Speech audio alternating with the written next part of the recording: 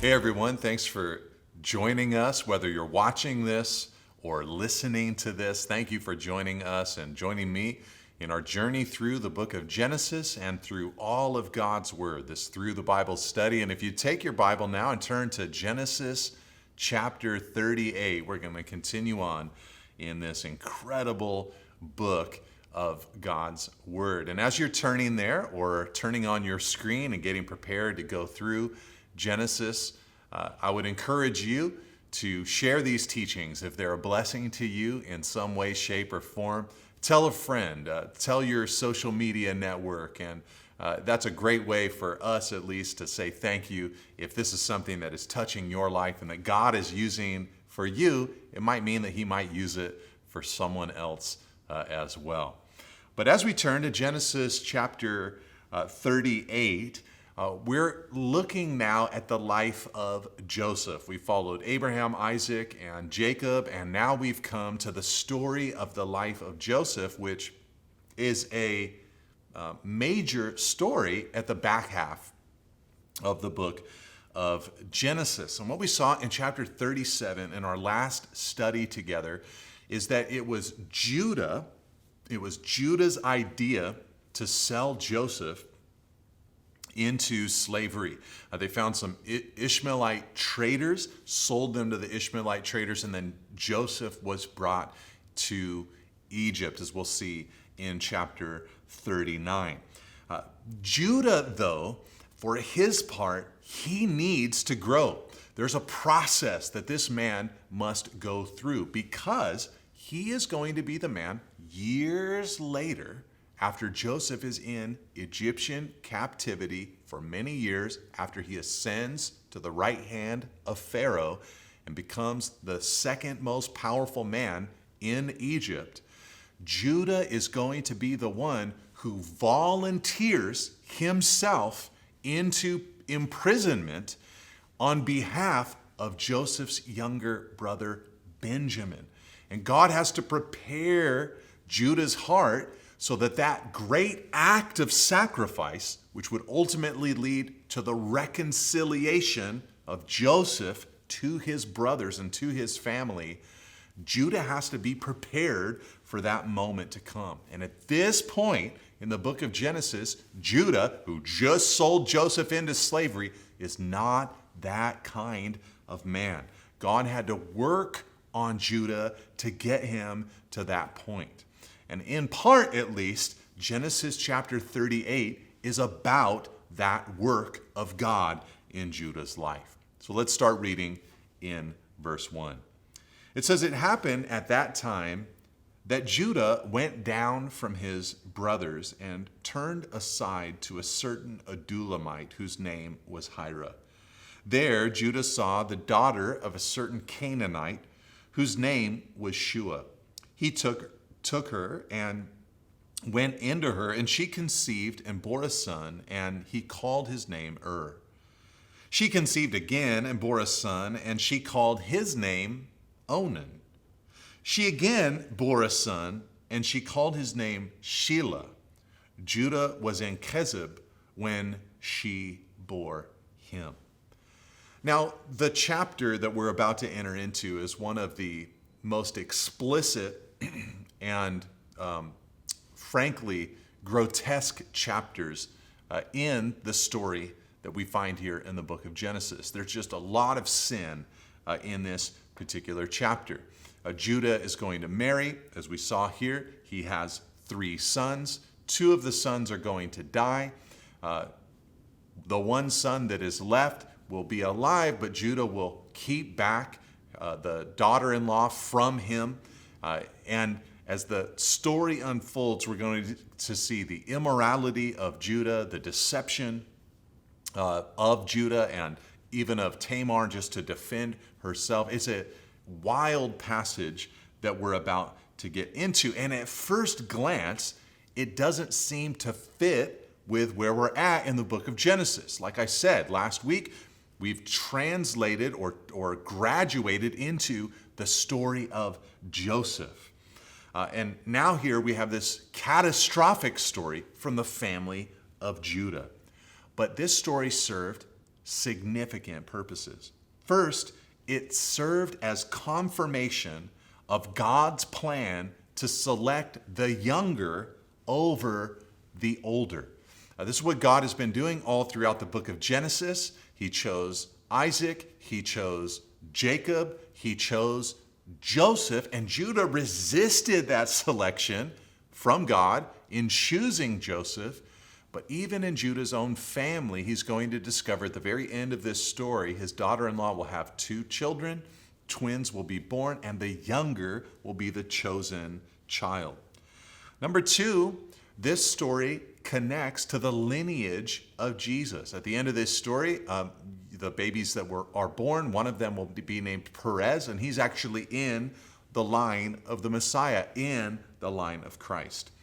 And another purpose in this story is that in chapter 40, we're going to see the holiness and consecration of Joseph, particularly in the way that he resisted the temptation sexually that Potiphar's wife presented him with.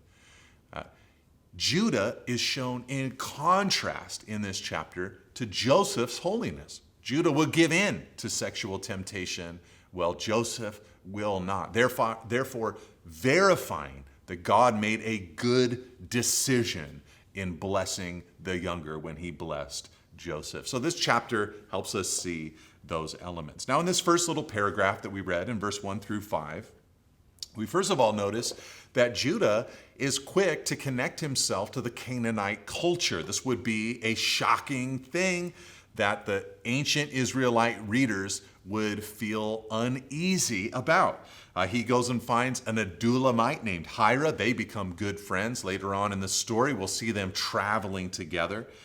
And he connects to a Canaanite woman named Shua.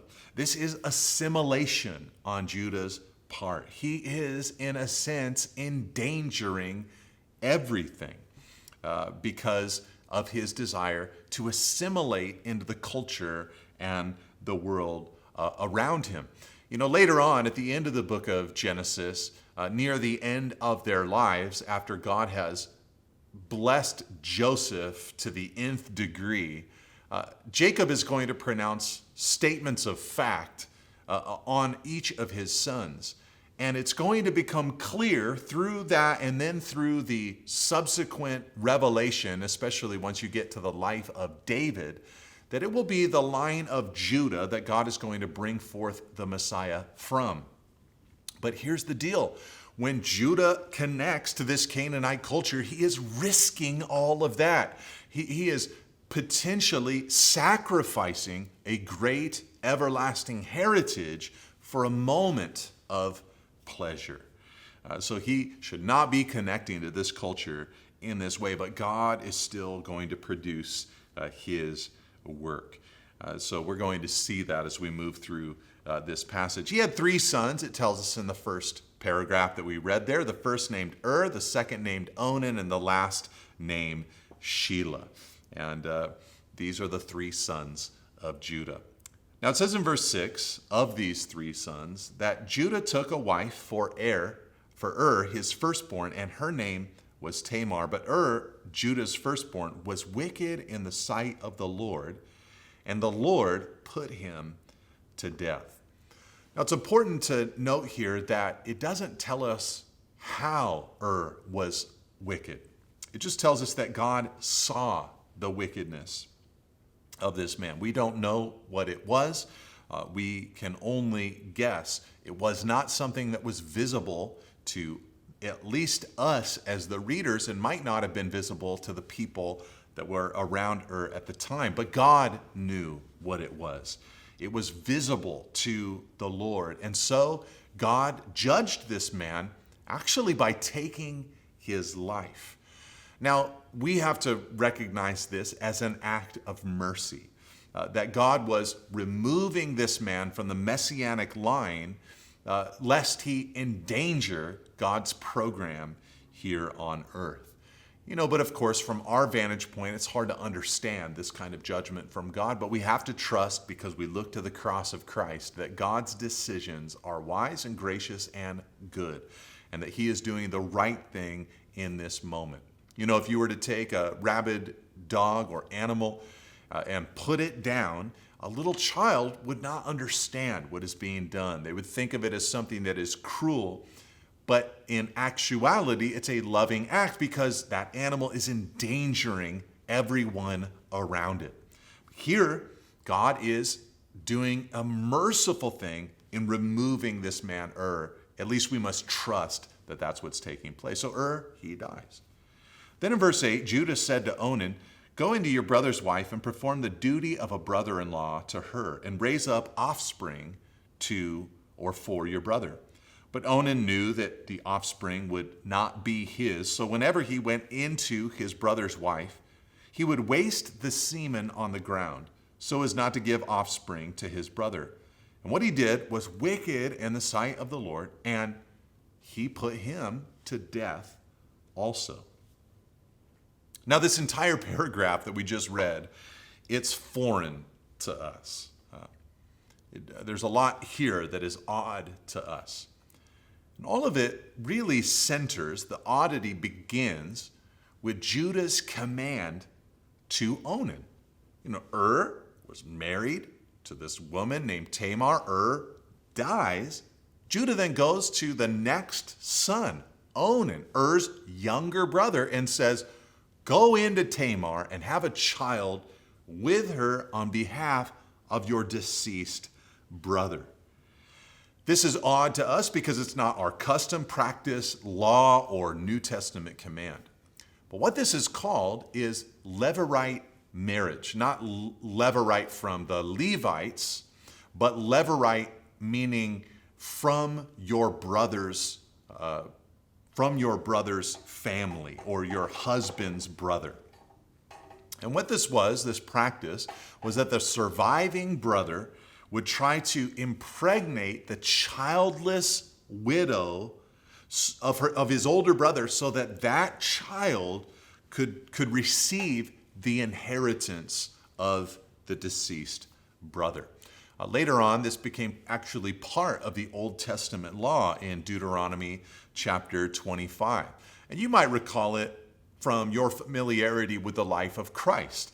There was that moment where the Sadducees came and proposed to Jesus a ridiculous scenario of 7 brothers who had the same wife, yet with no children. And they wanted to know whose wife would she be in the resurrection. It was their theological way of mocking the idea of a great and final resurrection from the dead. And Jesus, of course, responded to them that you don't know the power of God's word. You don't know the scriptures.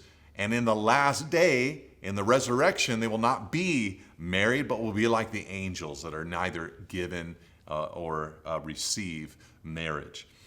So that might be where you're familiar with the concept of Levirate marriage. So Onan, according to the customs, the culture of the day that God later codified in his word, it was his responsibility to raise up an heir for his deceased brother But Onan didn't want to do it. It says in verse 9 and in verse 10 that Onan knew that the offspring would not be his. It says also that he did not want to do this because he did not want to give offspring to his brother. What this helps us understand is that it was a birthright issue that Onan was kicking against. And so God took Onan's life. God judged him with death. So the question, of course, that people will ask is, what was Onan's big crime? What was his sin? Well, basically, he continually cheated Tamar of her legal rights according to the law and the customs of their day. He didn't impregnate her. He spilled his seed on the ground, it says, because he knew that this child would actually be his rival. You see, was the firstborn. So with dead, Onan received the blessing of the firstborn. But if he raised up a child for through Tamar, then that child would receive the blessing of the firstborn. And Onan did not want his rival to exist. And so he spilled his seed in an attempt to circumvent God's plan, to get his way, and to get the blessing for himself. Now, of course, in the process, he was satisfying his flesh sexually, but without taking the responsibility that was rightfully his. This is what immoral people do. They want the pleasures without the responsibility. Now, because of this, some people have used this passage to rebuke all forms of family planning. But this, I think, misses the point of the passage. Onan's sin was his refusal to give Tamar her marital rights in an attempt to further his own heritage. Now think about this with me for a second. This is actually a reflection of Judah's sin. You see, Judah, in a sense, was in line for the blessing. You say, hold on a second. I thought he was the fourth child of Jacob, the fourth son of Leah. Yes, absolutely. But remember, Reuben had disqualified himself through sexual sin. Simeon and Levi had disqualified themselves through violence towards the people of Shechem. Now, Judah, the fourth son, he's in line to be the one who is blessed. And he knew that Joseph was chosen and favored by Jacob. So he did what he could.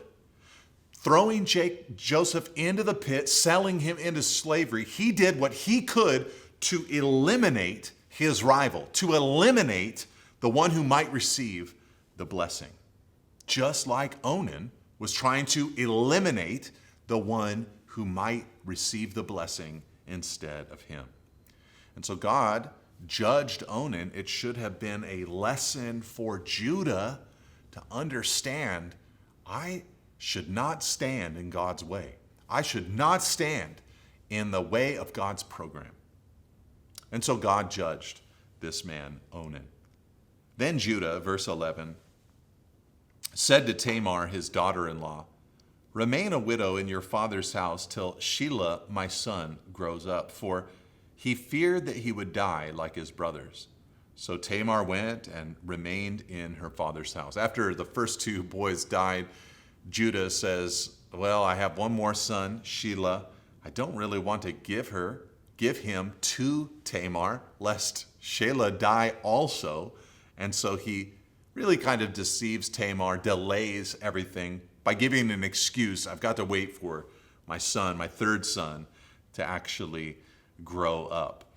Now, this is shocking because really what you have here is the patriarch, Judah, who only had 3 sons. He's willing to let his own line, his own family, that would eventually become the tribe of Judah, the greatest tribe in Israel. He was willing to let his line wither off and die because of this conflict in this moment. He withholds Shelah, and the line is now at a stopping point. It's not moving forward. For us as Christians, we look back on this and realize the jeopardy because Jesus is the Lion of the tribe of Judah. So we know that the line has to carry forward. For the Israelites who did not yet understand that at this point, they would have seen this man jeopardizing the whole tribe of Judah with this action, holding Shelah away from Tamar. This is shocking. But God, of course, is going to continue to be on the move and do what he needs to do to produce offspring in Judah's family. And he's going to use Tamar to accomplish his righteous purposes. Now, it is important to recognize that Judah was committing a couple of sins when he did this to Tamar. First of all, he deceived her. This was not the full truth that he presented to her. He wasn't really only waiting for Shelah to grow older. He was also just going to keep him away from her entirely. Secondly, he committed the sin of believing that it was his sons that were guiltless and that something was wrong with Tamar. He doesn't want Shelah to marry her lest he die like all of the other brothers. The other brothers didn't die because of Tamar. They died because of their own wickedness, and Judah just wouldn't confess that about his own children. Now, verse 12. In the course of time, the wife of Judah, Shua's daughter, died. When Judah was comforted, he went up to Timnah to his sheep shearers, he and his friend Hira the Adulamite. And when Tamar was told, "Your father-in-law is going up to Timnah to shear his sheep," she took off her widow's garments and covered herself with a veil, wrapping herself up, and sat at the entrance of Enaim, which is on the road to Timnah, for she saw that Shelah was grown up, and she had not been given to him in marriage. So here we see Tamar at a specific moment disguising herself on the side of the road. She's basically going to disguise herself as a prostitute, cover her face, and tempt Judah himself into a sexual relationship so that she can have a child for Judah's own son. She's making Judah the one who fulfills the obligations of levirate marriage without Judah's consent, without Judah knowing, but trapping him because of sexual immorality, his desire at least to engage a prostitute. Now, the Bible actually never paints Tamar in a negative light. It never calls her out for some sin that she's committed. And of course, by our New Testament ethics, with everything that we understand in the culture that we live in, we think that this kind of behavior is abhorrent and odd and not the way to move forward.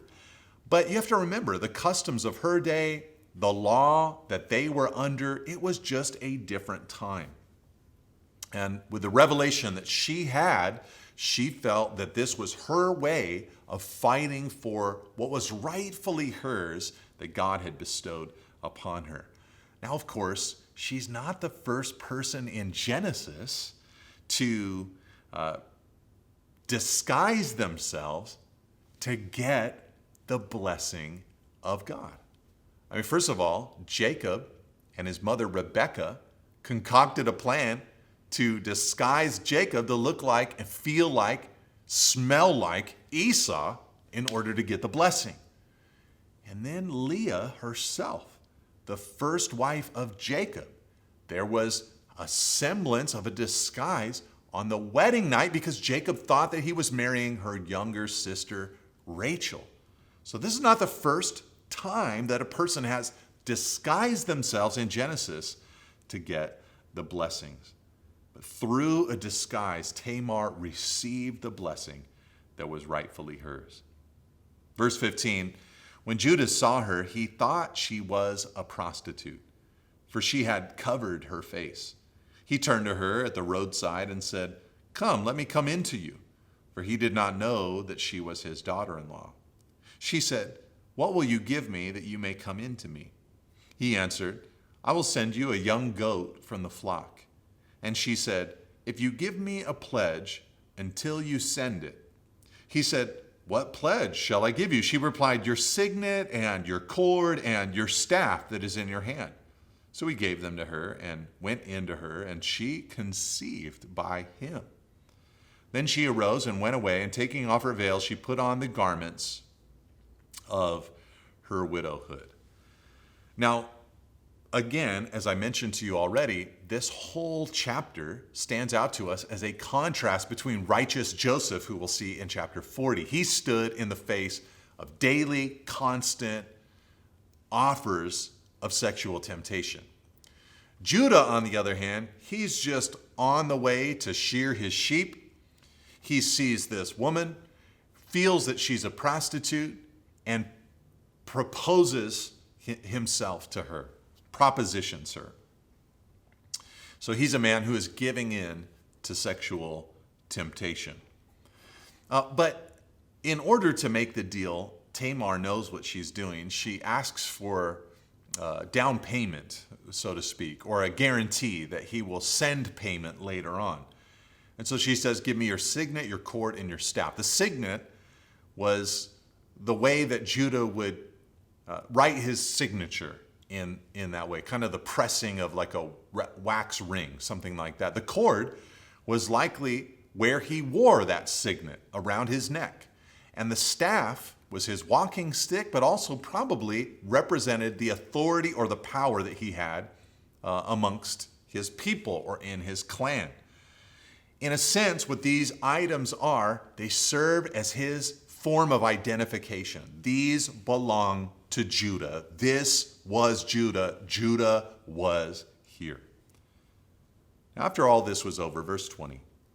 When Judah sent the young goat by his friend the Adulamite to take back the pledge from the woman's hand, he did not find her. And he asked the men of the place, "Where's the cult prostitute who was at Enaim at the roadside?" And they said, "No cult prostitute has been here." So he returned to Judah and said, "I've not found her." Also the men of the place said, "No cult prostitute has been here." And Judah replied, "Let her keep the things as her own, or we shall be laughed at. You see, I sent this young goat, and you did not find her." About 3 months later, verse 24, it was told Judah was told, "Tamar, your daughter-in-law, has been immoral. Moreover, she is pregnant by immorality." And Judah said, "Bring her out and let her be burned." Now, of course, as the reader, we understand that Judah is the one who's impregnated Tamar, but the whole scene is filled with suspense. She has his signet, his cord, his staff. So she's going to prove that she is impregnated by him. But he doesn't know that yet, and when he hears the news that his daughter-in-law has been sexually immoral, excuse me, who has been sexually immoral? Judah. But he thinks she has been sexually immoral, and he says, "Bring her out and let her be burned." Not only is this man sexually promiscuous, but he is a great hypocrite, highly judgmental of this woman. As she was being brought out, she sent word to her father-in-law, "By the man to whom these belong, I am pregnant." And she said, "Please identify whose these are, the signet and the cord and the staff." Then Judah identified them and said, "She is more righteous than I, since I did not give her to my son Shelah." And he did not know her again. Here, the other shoe drops, and everybody understands what's happened. Judah has impregnated his daughter-in-law, Tamar. She's going to have a child, and it's going to be his offspring. This is a massive moment. Now, in the midst of all of this, here is what I propose to you. I think God was working on Judah. Like I said earlier, Judah would become the man who would volunteer himself in Benjamin's place later in the book of Genesis. Here, he's revealed as a judgmental hypocrite, but he says, "She is more righteous than I." I think God is working on this man. In fact, there are some who have tried to put together the timeline of events. Remember, Joseph, at 17 years of age, has been sold into slavery. He's going to, after a season in slavery, be thrown into prison, and then after prison, ascend to Pharaoh's right hand. He will serve Pharaoh for 14 years before the brothers are reunified together. And some have even put together the timeline and said this event right here might have occurred in between the two visits of Joseph's brother to him there in Egypt. And it could be that God is moving on Judah's heart right now, preparing him for an event that is right around the corner, where he needs to reconcile with Joseph by doing the right thing. He wouldn't sacrifice himself for Joseph, his younger brother, years earlier out in the wilderness, but instead sold him into slavery. But would he repeat the sin with Joseph's younger brother, Benjamin? No, Judah would actually stand up and say, "No, please, send Benjamin back home. I will go into the prison on his behalf." And I think God is preparing. He's massaging this man's heart, correcting the things that are wrong inside of him to get him ready for that moment so that the family can be reconciled and that they can all move to Egypt, which was God's plan. You see, God will just do what he has to do to work on your heart. And here he was working on his man Judah through the circumstances of life, and he also is faithful to work on us as his children. Now, when the time of her labor came, verse 27, there were twins in her womb. And when she was in labor, one put out a hand, and the midwife took and tied a scarlet thread on his hand, saying, "This one came out first." But as he drew back his hand, behold, his brother came out. And she said, "What a breach you have made for yourself." Therefore his name was called Perez. Afterward his brother came out with the scarlet thread on his hand, and his name was called Zerah. Now, this sounds familiar to us because it sounds similar to the birth of Jacob and Esau. And it's a real fitting story to include into Jacob's story. It's kind of an abrupt ending to the whole episode, as if we're supposed to know the meaning of this particular movement. These two boys were born. One came out first. They tied a thread around his arm, but then he went back in, and the younger brother came out. He was actually born first, and they named him with these names that gave that significance for the rest of their lives. But when you consider Jacob's story, it's a fitting end, isn't it? The younger has the place of prominence. Perez will be the one that goes into the line of the Messiah. The younger prevails, in other words. In other words, though Judah and all of his brothers thought that they could thwart God's plans, the very clear dreams that God had given to Joseph, they couldn't thwart God's plans. God's will, God's plan, God's purposes will unfold.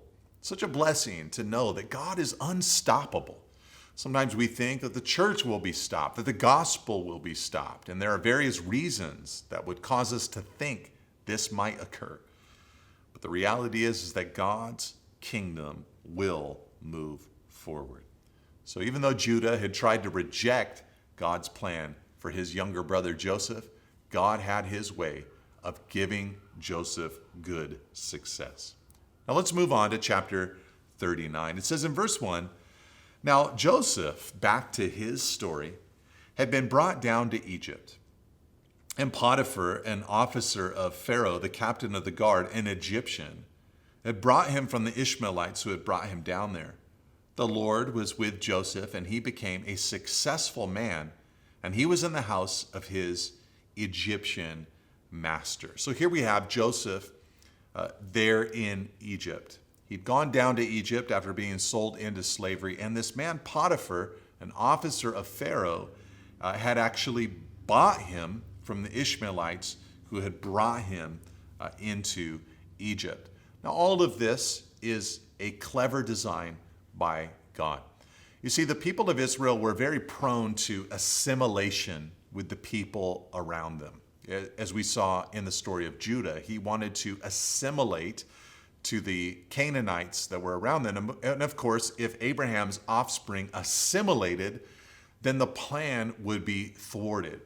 So God didn't want assimilation, he wanted separation. And for separation to occur, the people of Israel needed a chance to grow without ties binding them to the surrounding people, without the temptation to intermarry for economic reasons. So the people of Egypt would provide the perfect incubator for the people of Israel to grow from a large family into a nation of people. The reason the Egyptians were perfect for this is because they had certain laws and customs, as we'll see as we go through the book of Genesis, that caused them to think of the people of Israel as unclean people, especially because the people of Israel were herdsmen who were taking care of flocks. Because of that uncleanness, they separated themselves from the people of Israel, and it allowed the Israelites to grow, like I said, from a large family into a small nation. So this is very strategic that God has brought Joseph to Egypt because this is where God wants to embed his people for a period of time. So Potiphar, this officer of Pharaoh, purchases Joseph, and Joseph begins to serve in Potiphar's house. Now notice there in verse 2, we already read it, it says that the Lord was with Joseph, and he became a successful man. 4 times throughout this chapter, we're going to see that the Lord was with Joseph. This helps us understand that Joseph was clearly a recipient of the Abrahamic covenant and promise. God had said back in Genesis 12, verse 3 to Abraham, I will bless those who bless you, and him who dishonors you I will curse, and in you all the families of the earth will be blessed. Joseph clearly has the blessing of God upon his life. He is going to bless the people that he's around. God was with, the Lord was with Joseph. Now his master, verse 3, saw that the Lord was with him and that the Lord caused all that he did to succeed in his hands. So Joseph found favor in his sight and attended him. And he made him overseer of his house and put him in charge of all that he had. From the time that he made him overseer in his house and over all that he had, the Lord blessed the Egyptian's house. For Joseph's sake, the blessing of the Lord was on all that he had in house and field.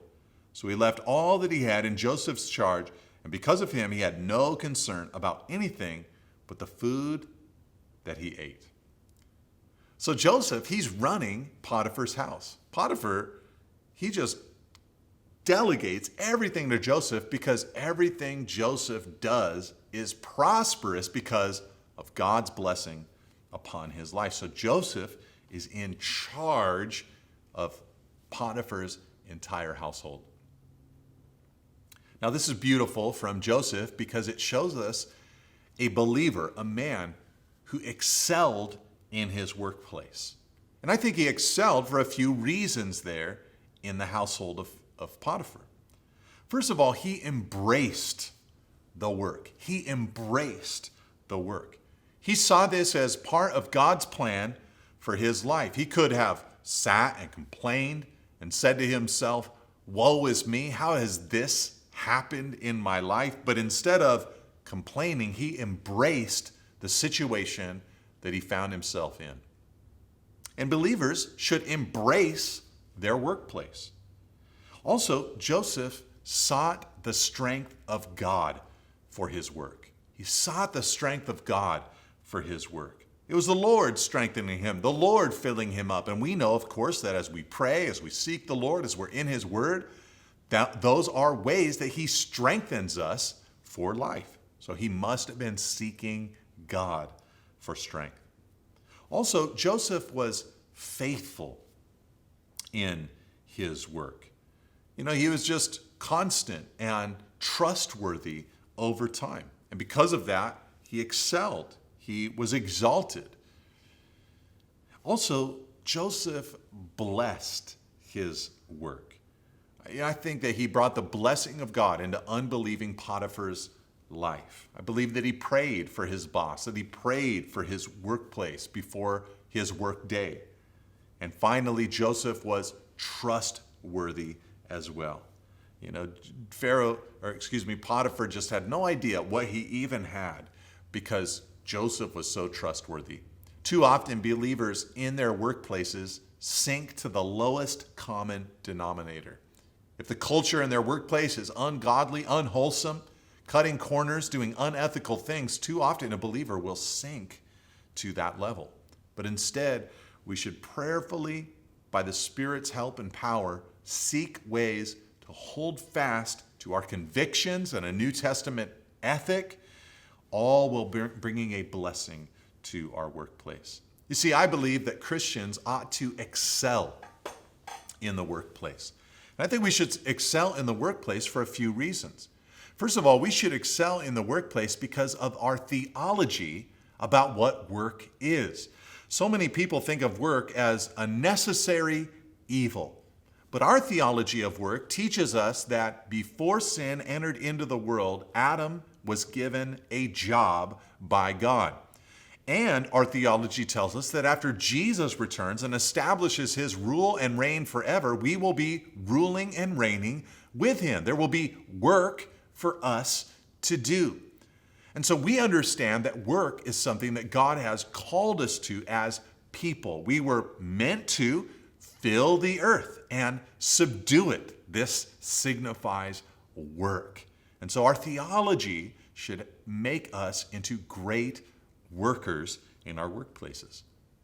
But secondly, we should also excel in the workplace because of the mission that we have. First of all, we have the mission to love God, so our work can be a way for us to love God. We have a mission to love our neighbor as ourselves, so our work can be a way for us to love our neighbor as ourselves.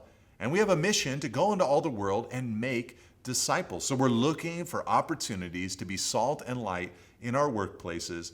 One of the ways we can be salt and light is through the work that we actually produce. It earns us, if you will, an audience with those around us. But finally, the third reason I wanted to say that I think Christians should be great workers is because of the new nature that we have in Christ Jesus.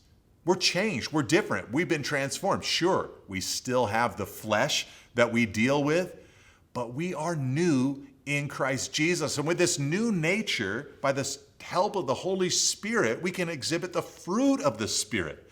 And when you read of the fruit of the Spirit there in Galatians chapter 6, you'll discover the kinds of attributes that any workplace would admire. So I believe that Christians ought to excel in the workplace like Joseph excelled in his. Now, as Joseph worked, it says in the second half of verse 6, now Joseph was handsome in form and appearance. And after a time, his master's wife cast her eyes on Joseph and said, lie with me. But he refused and said to his master's wife, behold, because of me, my master has no concern about anything in the house, and he has put everything that he has in my charge. He is not greater in this house than I am, nor has he kept back anything from me except you, because you are his wife. How then can I do this great wickedness and sin against God? Now, this is a powerful movement in the story of Joseph. There are a few things I want to point out to you from it. First of all, think about this woman. Verse 7, it says that Potiphar's wife, she cast her eyes upon Joseph. It means that she lifted her eyes towards. It's as if an awakening has occurred. And the awakening that's occurred is lust, where she hadn't seen Joseph in that way before. As God is blessing him, raising him up, prospering him as he's aging, she sees him in a totally different way. And she presents herself now as a temptress to this man. She says, lie with me. She is very direct with Joseph. There is no misunderstanding what she is offering to him. She is unreservedly, without any holding back of herself whatsoever, offering her full self physically to this man. She is like the Proverbs 7 woman who came with the attire of a harlot, who was loud and rebellious, who caught the man in Proverbs 7, enticed him with her speech, and brought him to the way of slaughter. That's Potiphar's wife. But notice Joseph. He refused. He refused. He's just a young man at this point, but he refused. Now, when Joseph refused, if you've been paying attention in the book of Genesis, you might notice that he is flipping the normal script. Normally, the way it goes is the patriarch goes down to Egypt, goes into foreign territory, and his wife is so beautiful that the foreign power takes the wife into his own harem, and God has to protect the woman from harming the messianic line through sexual sin. God has to jump in to protect things. Here, though, it's the patriarch himself, Joseph, who is being pursued by a foreign woman. And God is there, but he's working through Joseph because Joseph himself stands up to this temptation. He flips the script as it has normally been written. Listen, brothers and sisters, By the power of Jesus, the power of the Holy Spirit, we can live that same kind of life. We can flip the script, even the script that we have lived out so many times in our own lives, giving in to temptation. We don't have to go there. In Christ Jesus, we can be a victorious people. Now, Joseph, for his part, he had a reason why he would not touch this woman. He says there in verse 9, he says, "How then can I do this great wickedness and sin against God?" Sin against God. Now, we're reading this from the Bible. We might just assume to ourselves, he's a Bible guy. Of course, he's godly. Of course, he loves God. But think about what's happened in Joseph's life. He received dreams from God, great promises from God that he would ascend to a position of authority in the lives of his whole family, even his mother and father, and all of his brothers. And then subsequently, he's thrown into prison. The pit of prison, and sold into slavery, and sold into Potiphar's house. Joseph could have given up on God. But instead, Joseph believed God. He still, in this moment, far from home, trusted God. And he was able to endure temptation because he believed that God had called him to a special task. He's holding on to God. He's holding on to the dreams that God gave him. He's holding on to the plan of God for his life. I like to say it like this. Joseph was able to endure this temptation because he believed in a greater thrill for his life. Could it have been exciting and thrilling and sensuous to have a moment of pleasure with Potiphar's wife? Absolutely. But he felt that there was something greater that God was calling him to, and he did not want to, like Judah, jeopardize all of it. He wanted what God wanted for his life. And so he said, "I do not want to betray my God. How could I look God in the eye if I did this thing?" And as she spoke, verse 10, to Joseph day after day, he would not listen to her, to lie beside her, or to be with her. But one day, when he went into the house to do his work, and none of the men of the house was there in the house, she caught him by his garment, saying, "Lie with me." But he left his garment in her hand and fled and got out of the house. Now in verse 11, there's this scary phrase. Day after day, this woman tempted Joseph. Day after day, she propositioned him. He resisted every day. I'm sure the temptation wore down on him, but one day he went into the house to do his work, and it says, none of the men of the house was there in the house. None of the men of the house was there in the house. At this point, Joseph was alone. And alone by himself, faced with this temptation, it would have been so strong pressing against him. And so Joseph, he did the only thing he knew he could do. He fled. He wriggled out of his garment as she grabbed a hold of him, and he fled without his garment from this house. It says in 1 Corinthians chapter 6 that we must flee sexual immorality. It's not a sin that we can stand against or in our own power resist. It just takes flight. In a sense, it takes the courage of cowardice to say, I know that I can't face this one. I've got to run away. I've got to retreat. But the thing I'm really wanting to highlight for you today is the fact that none of the men of the house were in there. And that's what made this temptation so dangerous and strong at this particular moment. The reason that I'm mentioning this today is because we live in an era and in a time where it is very easy for a man to find himself by himself faced with temptations. I'm a father. They say that it's important in our modern age to make sure that children, your kids, don't have full access to the internet alone and in their room. When they figure and study where most internet trouble begins, whether it's an internet crime or temptation that a child is exposed to or a predator that is reaching out to them. It doesn't happen in the living room with the family around as the child is on their laptop. No, it happens in the bedroom, alone, in the dark. And you see, men are carrying around little devices in their pockets so often without any restriction, without any filter, without any accountability, without any blockage whatsoever. All apps, all channels, all URLs are fully available to them at all times. And to me, this is tantamount to Joseph walking into the house without any other men in the house keeping an eye on him and Potiphar's wife. You see, we need help. We need people to be a part of our lives. We need accountability. We need to have things blocked for us. We should not just think that we could constantly resist temptation. Let's instead be a people who build that accountability into our lives.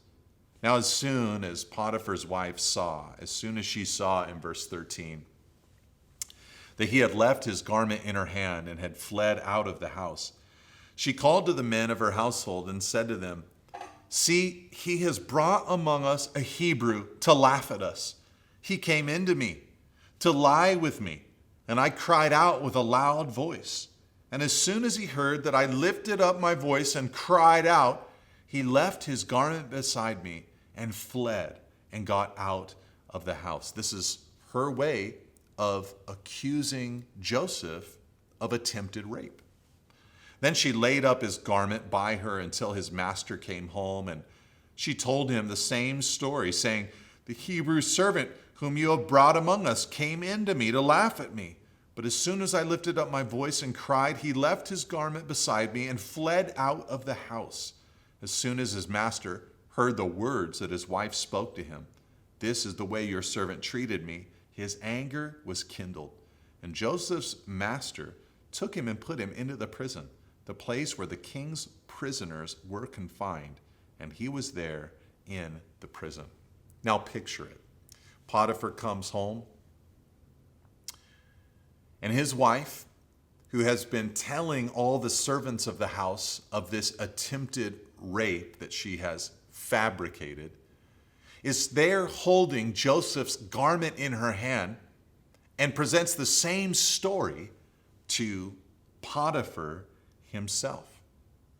This is, of course, the second time that Joseph's garment has been used to give a false report about Joseph. Joseph's brothers had taken the garment, had torn it, put blood on it, and given Jacob, the father, the impression that a wild animal had killed Joseph while he was out in the field. And in both instances, he was serving faithfully. Here he's serving Potiphar. Before, he's serving his father, inspecting his brothers and the job they were doing. And in both cases, he ends up imprisoned, first in the pit, and now here in this story, in the place where Pharaoh put his own prisoners. Now, Potiphar, for his part, his anger, it says in verse 9, was kindled against Joseph. Now, it's possible that the anger that is expressed here in verse 19 wasn't against Joseph. It actually doesn't say that his anger was kindled against Joseph. It just says that his anger was kindled, and he then took Joseph and threw him into the king's prison. You see, attempted rape was punishable by death in that Egyptian culture. So it's very possible that Potiphar, knowing Joseph's character, suspecting something of his wife, did not trust his own wife, but knew that he had to save face for his wife because of this reported violation. So we don't really know, but he definitely did not take the opportunity to take Joseph's life, but only threw him into the prison. Now, again, what prison does Joseph go to? Well, he goes to the place, verse 20, where the king's prisoners were confined.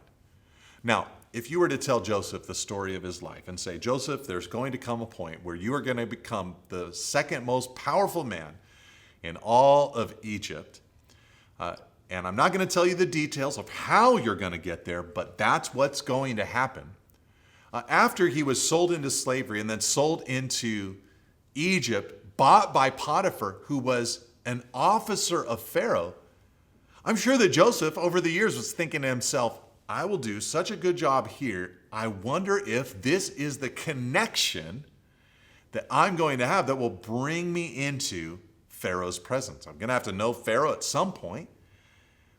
But this would not be the way that Joseph would have ever imagined that he would receive those connections. He didn't get the connection through Potiphar. He got the connection through becoming a prisoner in the king's prison.